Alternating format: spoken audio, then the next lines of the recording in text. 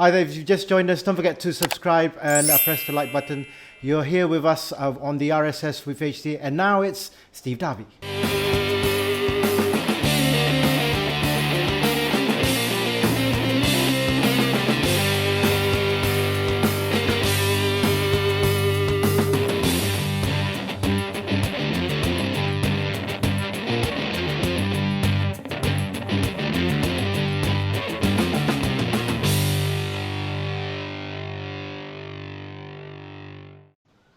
Hi, welcome to the RSS with HD with myself, Rashid, Salleh, as well as Rashid. First and foremost, I'd like to thank Amnig, our apparel sponsor for the show. And today we've got a really cool guest. Both of us probably haven't seen him in quite a while. And he says he's had his hair dyed. So let's welcome him in, Steve Darby. Welcome to the show. And yes, you have dyed your hair white. Why is that? Apa khabar? I'm trying to get my Bahasa back again if I can. All the stress of the lockdown, I think. 44,000 people died here, but so far I've escaped it. So by the time this goes out, I hope it still applies. Oh, guys. Well, thank God you're safe. Yes, thank that's God, right. Thank God, yeah. So how you been in spite of that, though? Well, I returned to UK. I was in Laos last time, my last sort of real job. I returned to UK as basically my mum was getting old. And with this crisis going around, I think it was the right time to do the right thing. My daughter is at an age where education is vital, and moving around from city to city wasn't the best education. So she's in a stable now till her exams, or hopefully till uni. So you have to sort of do the sensible thing sometime. And the crazy thing is that when you're not looking for a job, jobs come. I've had a couple of offers from Indonesia and from Maldives. Wow. Nothing from Malaysia, I might add, sadly. Malaysia is the one place I would love to return to. But that's the reality of football coaching. Sometimes it's nothing, and other times 2 or 3 options come up. Oh, well, you know what? I'm going to let Harish grill you, because it's going to be quite a grilling that you're going to get on the show. So take it away, Harish. Thanks, Rashid. Steve, I mean, it's been far too long, but now you're in Liverpool, I believe, correct? Yes, correct, yeah. And it's a perfect time to be in Liverpool. Well, I mean, it's like nostalgia for me, because sadly they were going on about 30 years of suffering. I was lucky. I saw them first come round and get all the glory. So I was dead lucky. I was brought up in the era of Shankly when they won everything. So, even though the 30 years have been a long time, but it's great. The city loves football. Football matters. I mean, football matters to people everywhere all over the world, and I was lucky enough to be brought up in Anfield. So I was indoctrinated very early in the love of football. Yeah, I mean, back here in Malaysia, people were just going on and on and on about Liverpool. But I think most of our viewers would not want to hear you talk about Liverpool, but more about what's happened in recent days. Your former player, Khalid Jamlus. Yeah, I mean, I saw a lot of stuff on social media, and I wasn't sure what was going on exactly, because I speak Bahasa and understand Bahasa sikit-sikit, but I don't understand slang, and neither does when I try to translate slang as well on Google. Google has no chance of slang, so I couldn't quite grasp the full story until people like yourself explained it to me. And what it brought up to me was something called the myth being different from the reality. I read one side, it was almost pro Khalid, and the other side, it was scathingly against Khalid. Yep. And I thought it reminded me of the Nicholas Anelka story. I was coaching in Mumbai, and the president there brought Nicholas Anelka in, and that was the way the team worked at the time. The coach didn't bring in the players. You accepted that, or you went. So I went, oh no, Nicholas Anelka, because I'd only read about him as a player. I didn't know him personally, and he'd just been suspended in England. But when I met him, you couldn't have got a better pro. He was hardworking. He was humble. He was a great bloke. He was a funny bloke, and he did a fantastic job. I was working with Peter Reid. Peter Reid rang Sam Allardyce up, and Sam Allardyce said the same thing. Don't believe the image, believe the reality. And he said he was top class for me at Bolton, and it turned out to be top class for us at Mumbai. Khalid was the same for me. I saw him as a player first, obviously. I didn't know him as a person. I'd seen him play when I was at Johor. I liked him when I was at Perak. I went there the first year. We were looking for players. I wanted someone to partner Keita Manju. And Khalid was the one I really liked as a player. I just liked the fact he scored goals. But all I kept hearing was, I'll use the Malay word if I can, fitna. That's the correct word, gossip about him. It's amazing. I met a female Bomo in Kelantan once. She taught me all about fitna and all the cultural things about Malaysia, about how the gossip, she was unforgettable. All the gossip she taught me was often rubbish. And this was the case. So, everyone was talking bad things about him, but they were from people who'd never met him or never worked with him. So I listened to someone who I respected, which was Amnig the captain of Perak at the time. And I said, look, tell me straight, do you want him sitting next to you in the dressing room? He said, yes. End of story, coach. This fella can play and he's all right. So no problem. I signed him. And, he turned out to be like that. He turned out to be honest to me all the time. He was funny, good sense of humour, which doesn't appear to be because he looks sometimes quiet or miserable or sad, but he wasn't. He was all right. He was quite dry and dry sense of humour. And he was never late for training in the 2 years I had him, which, people say, oh, he's lazy. They say he was lazy. I checked up on his stats. He had one of the best VO2s, the maximum oxygen uptakes you can get. Ron Smith was Malaysia DOC at the time, and he tested him.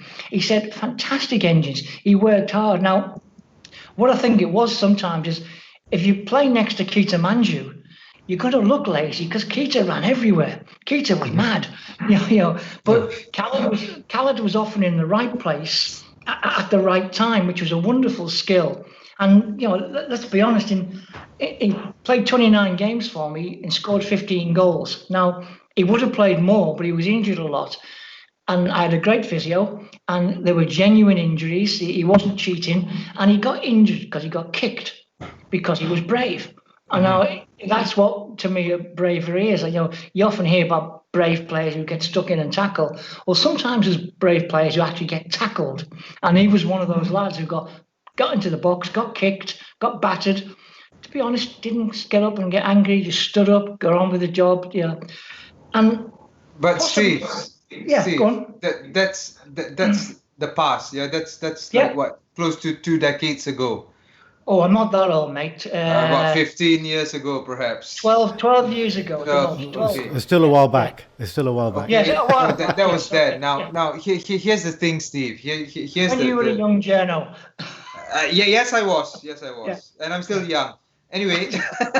Yes, he is. No, but Steve, let's get back to Khalid. Yeah. Now, he's not alone. He's not the only one who's facing, some form of financial difficulties. I mean, there are a lot of other athletes who are also in the same boat.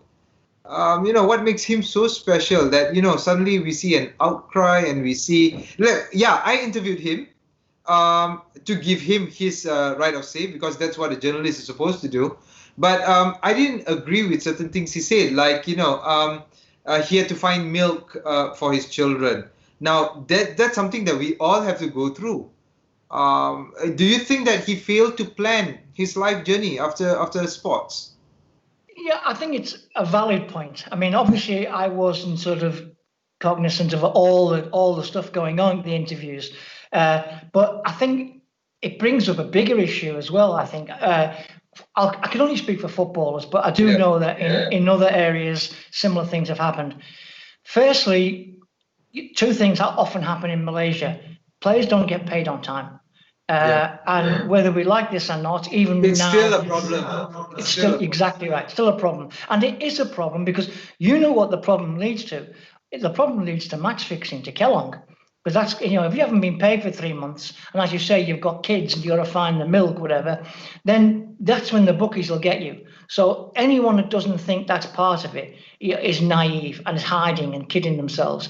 You've got to pay players on time.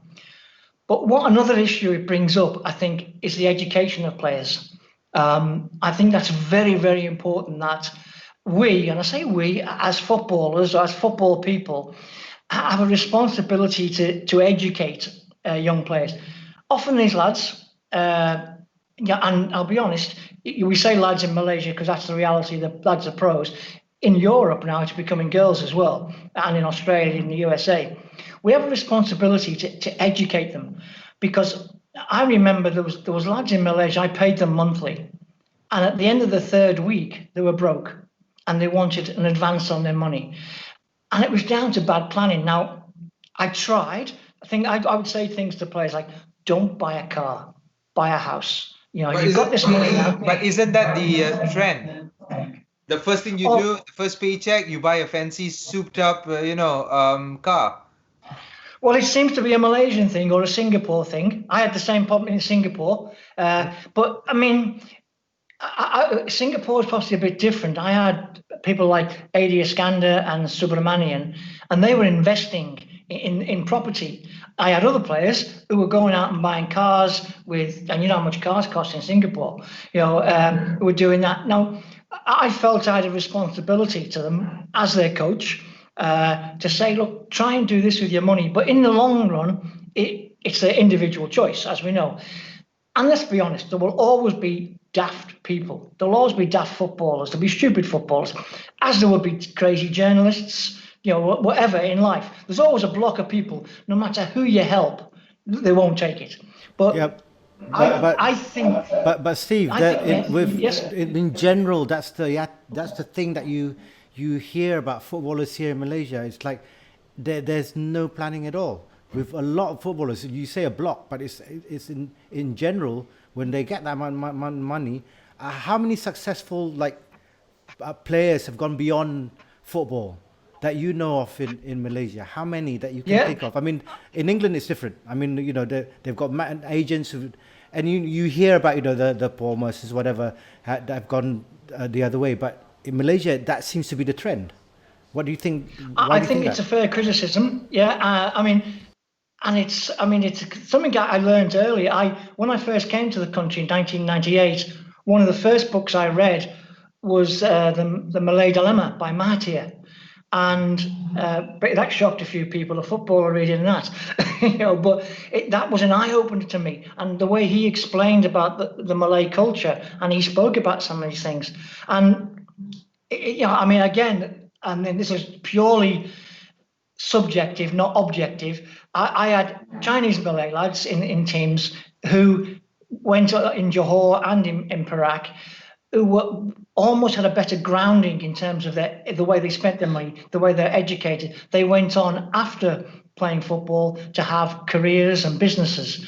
The Indian boys, some did, some didn't, not all. I'll be honest, I couldn't say that, but a lot of the Malay lads I found didn't plan very well. And they would spend money at Hari Raya. They'd spend money they didn't have, and there was things like this. There seems to be cultural traditions, cultural imperatives where they are forced to spend money. Weddings, for example. I do know Indian lads as well have to pay massive amounts of weddings. So there are cultural things which we don't have in England, there is in Malaysia. There's peer pressure, there's cultural pressure to spend money, I don't think so wisely. So that's why I think, the body in England, the FA doesn't do that much in England really, but the PFA do. And that's why I was so pleased to see a PFA formed in Malaysia, especially at Rizal Zamri. He's an ex-player of mine. I gave him his debut when he was 18 in Johor. And I'm so delighted that he has gone on from being a young raw lad who used to kick people for me to someone in PFA who's helping people. And I think that the PFA have got a massive role and responsibility in educating young footballers. It's got to start early before they start spending. It's got to start looking at how to spend your money. The clubs have got to be certainly taught as well how to pay the players. Pay the tax for them, pay the insurance. It's the national insurance, PF something it's called there. You've got to do that so they're not left in debt, and have someone somewhere in the club saying, look, here's your 100 ringgit. What are you going to do with that 100? You're going to spend. Of course, you're going to spend some. You're normal. You're going to have some. But why don't you put 20% away? Why don't you invest 20%? Whatever. I don't think that's going on. It's starting to go on in England now, but not all the time. Recently, it's starting to happen more and more. And I think it's incumbent of us as people who love the game to actually do the right thing by the younger kids. And we've got to remember that they weren't educated that well. Steve, what you're mentioning is financial literacy. That's one thing. Yes, yep. The other thing is teaching our players that not all of them can be good coaches despite their licenses. Now, this was something that Khalid in particular mentioned, that he felt that being a former international, being a really good striker, he should actually be coaching a top-tier team instead of coaching kids. Some people took offense to that, saying that, we need the best coaches at the grassroots instead of at the top. What are your thoughts?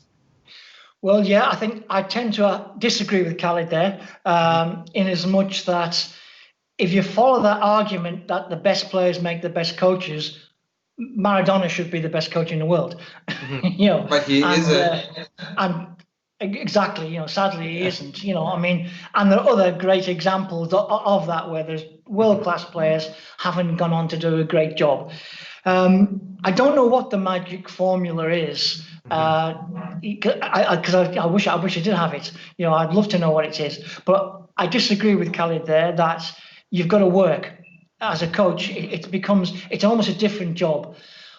Playing football matters, obviously. If you play a lot, the more football you play, the better your chance of becoming a good coach, I think, because you learn about the game, you get football educated, you get to see the pictures of the game like a journal. The more you write, the better you become. I imagine now you feel you write far more comfortably than you did when you were 18. Of course. Yeah. So I think it's important that you play as much as you can, but I don't think playing at a high level is a prerequisite for being a top coach. And another point you raised, which I think is very important but very difficult all over the world, is we do need good coaches at grassroots levels, because that's so important to get the love of the game and the technique. Because if you don't love the game, you won't become a pro. That's the first thing. And if your technique isn't good, it doesn't matter what tactics you use, doesn't matter how fit you become. If you can't pass a ball or control a ball, you're not going to get there. So quality coaching is very important at grassroots level. And the sad thing is they don't get paid much. Steve, you've coached quite a number of teams in this region, the Southeast Asian region, and even in India. Now, what are your thoughts about footballers in this region? And do you think that they will ever see light playing with the bigger boys in Europe? Your thoughts, please. Yeah, I think they will. I think there's no doubt the talent is there, the technical talent, without a doubt. I think the first step, and we'll keep it Malaysian to an extent, the first step, I think, is to go to somewhere like Japan or Korea, because it's less of a cultural shock than to go into somewhere where it's going to snow or different food and different language. Malaysia's not too bad in terms of language, because a lot of the lads speak English, which means it's not too bad for them. The Vietnamese struggle badly with that. They really have problems. The Thai boys have shown that they can make it. Tiraton, Chanatip, Tirasin, they've gone across the J-League now and are doing really well, making a lot of money for themselves. I'm delighted for those lads. I coached two of them, didn't coach Chanatip. They deserve the money they're getting. But I tell this to a lot of young players. Being a pro, especially being a foreign pro, is mentally tough. You can be technically good, but you've got to grow up. You've got to realise you've got to get rid of homesickness. You've got to not care about nasi lemak or rice or makan or whatever. You've got to realise you're in a foreign country. You've got to be better than the locals, and you've got to be tough. I mean, when I first went abroad to play in Australia, really, I was battered every week by Aussies who said, "Let's show this pommy so and so, what it was like." So that's what they've got to do. I think the talent's there. I only think it needs one or two to make it. I mean, I thought Fakri could have made it because he was a physically good specimen, a good athlete, and he was a hard boy in the head. Fakri Sarani. I thought he had ability. And the other thing that matters, they've got to have a support system. Get away from rogue agents, get rid of the con men, get quality agents who will supply a support system around the player. And that includes language, might even include a local family, or just making them feel a little bit comfortable when they get away from the training pitch. Steve, this is a question that was actually initiated by my colleague, Greg Nunes. It's about football and the 5 substitutes in a game. Now, what are your thoughts about that? Perhaps we should have like 2 subs must be under 21, or should we have rolling substitution like what we see in hockey instead? No, I think the 5 subs is rubbish. I think 3 is enough. What I do like is the 3+1 rule for Asia. I think that's excellent. That gives a lad from say Laos a chance to go and play somewhere. That's really important. I think that's great for Southeast Asian football. I think you only need 3. I don't think they'll keep it going in England. But even now, what they're doing is you have 5 subs, but you only can do it 3 times. So you've got to make a double sub sometime. So they're not killing the time. But I think when you watch international games, when they used to change 7 or 8 players at half time, the game changes. And maybe I'm a bit of a dinosaur or cultural dinosaur. I like the game to have 3. Sadly, I do remember when there was no subs. When you used to have someone limping on the wing who couldn't walk. But that was bad, obviously. But now I think 3 is fine, and 3+1 for Asia is top class. Thank you. If we had 3+1 in Europe, it'd be even better, and we could get the Asian lad then coming over to play, even better. Thanks. That's actually quite what do you call it? That's a good insight on that, especially for that answer. Thank you very much. Well, you know what, Steve, it's been a pleasure having you on the show. I'm sure we'll probably get you on again once we hear another ex-player of yours say something. So we'll get your opinions on that. You might become a regular pundit on the show as well. Terima kasih, inshallah. Inshallah satu lagi. Someone's been practicing his BM, so yeah. Somebody needs to come back. That's what I mean. Just such a regular face in the football scene. It was just. I enjoyed. I had 7 seasons in Malaysia, and I really, honestly enjoyed the place. I would have happily retired to Malaysia in terms of Southeast Asia more than anywhere else. What you've got to say to your friend Anthony in Jakarta, who is finishing up your book? I say he's got to keep writing nice things about me. He's actually worked really hard. It's he's researched media, and he's found things I didn't know I said. Except in the Indian media, which I know I didn't say. They made it up. The Bengali press was shocking. They made the Harian Metro look civilized. I'm not going to go down that road. Well, no. He said it. We didn't. We just, we'll stay as this for now. But on behalf of the RSS and the rest of the show, thank you very much, Steve, for joining us. Don't forget to also, you can follow Steve on Facebook at steve.darby.3760. Thank you very much to Amnig for being our apparel sponsor. But on behalf of all of us here, thank you for watching the RSS, and we hope to see you again next time right here. Bye-bye.